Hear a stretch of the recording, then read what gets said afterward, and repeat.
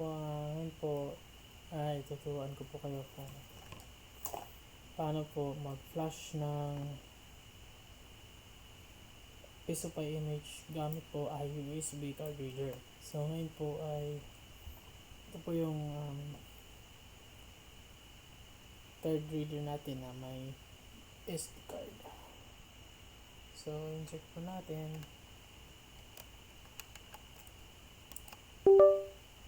Ano po siya? So mga kailangan po natin bago tayo mag-flash ng SD card po ay punta muna tayo sa Google.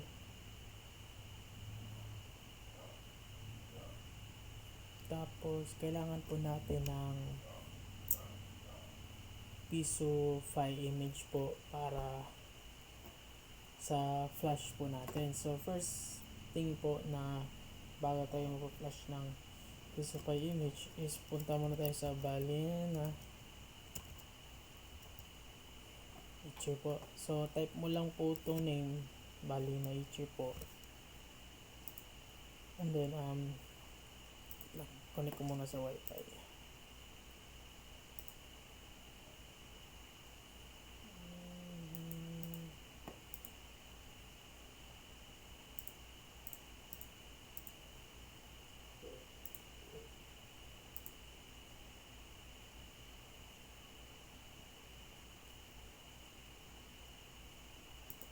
So ayun po, type po natin po yung Balena.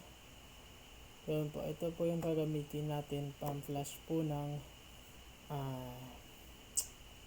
piso pa image. So ayun po, click po natin. So first thing first po ay magda-download po tayo ng application po na ganito. So download, ito po, download. So for Windows po, ayun po, may ano po tayo sa Mac OS, sa Linux, sa Windows. Siyempre Windows po yung ginagamit natin, Windows 11 Pro. So click po natin yung download. So pagkatapos, ano po, download. Pagkatapos po ng download is i-install po natin. Pagkatapos po ay punta po tayo sa Pisofy. Search nyo lang po yung Pisofy. Pagkatapos po ng Pisofy, click po yung website po ng Pisofy. So ayan po. So ito po yung website po ng Pisofy. So scroll down po tayo, tapos pindutin po yung download. Yung download po ay pupunta po tayo sa Google Drive po ng Pisofy. So ayun po, andito po yung mga folder po na nakalagay po yung diagram, mga installer po, mga Subendo. If plan po kayo mag Subendo, may Subendo din po dito. So ngayon po is magpa-flash po tayo ng Pisofy image. So ito po, Pisofy image. So click lang po yung folder. Tapos syempre po ay diba latest version. So latest version po yung i-click po natin. So yung ginagamit po natin ngayon is light. So light version po. So click po natin yung light version kasi yung license na available po natin is light version po. So ano po yung kaibahan po ng light saka standard po? Yung light po is konti lang po yung mga features lang po niya. Bale yung pong features lang po niya is yung pong insert coin, wala po siyang e-load, wala po siyang PoE po na, tsaka yung desktop client, marami pong wala sa light. Tapos yung standard is yung package niya po lahat, and then po yung lahat po ng charging station, nan po. So ngayon po is ipa-flash po natin is light version. So click po yung light version. So depende po yan sa sa board niyo po na gagamitin. If RPI po o OP, Orange Pi po. So click po natin yung Orange Pi. So ayun po is VLAN setup. So po to na VLAN image. So yung gagamitin po natin yung standard lang po na Pisofy Lite po. So click po natin, tapos download. So na-download na po siya. So next muna tayo. So punta mo tayo sa folder. Sa folder po, yung download po is makikita niyo po yung Pisofy na Lite. So right click niyo po siya, show more options. So extract po siya, extract to piso pie po. So ayun po yung folder na lumalabas po. So click po, punta po tayo dun sa balena po. Yung pong flasher po na software na gagamitin natin. So ayun po, flash from file. So click po natin yung file na dinownload po natin galing po sa Pisofy. So click po. So ayun po sa download po, di ba? So orange file po, light. So click niyo po yung folder. Tapos ito po yung ISO file po. So open. Tapos select target po. So ito po target. Yun po yung USB natin na reader po, USB card reader po. So select, tapos flash. So ayun po, nagpo-flash po siya. So click yes po.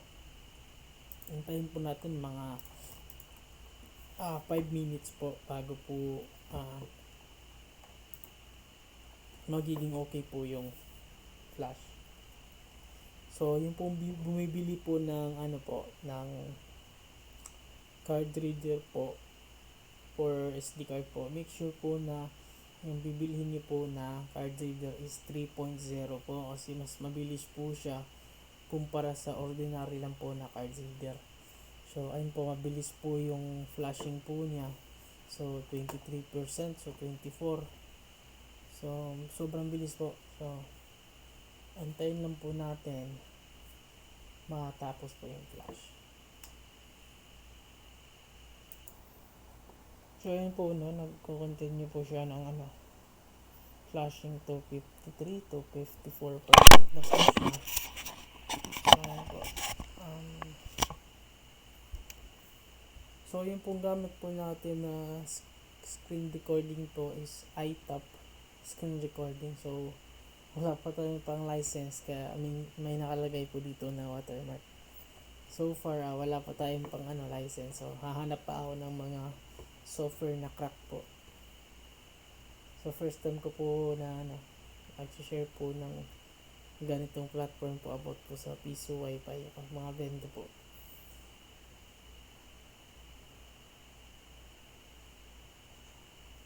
So yun po 92, 93.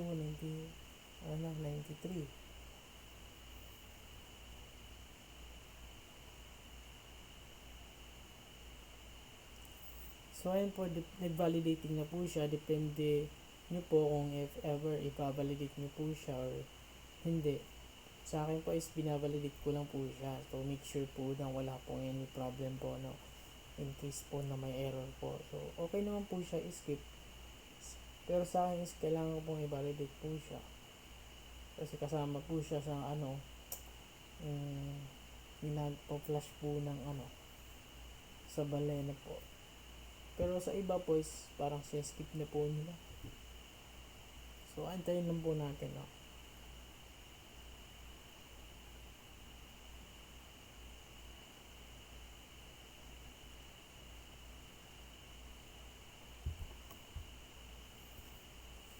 So kung bago ka lang po sa YouTube channel ko po is subscribe po.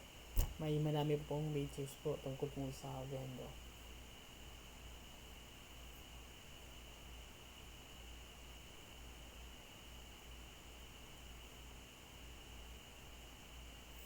So validating pa po.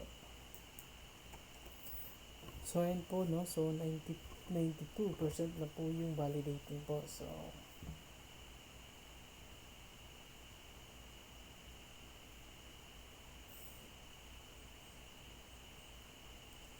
ayun po, tapos na po yung natin, yung pag-flash po na Pisofy image po, gamit po ay card reader sa balena po. So yun lang po guys, sana po may natutunan po kayo kung paano i-flash po yung SD card po po na para po sa vendo. So ayun po, no. So God bless po and thank you.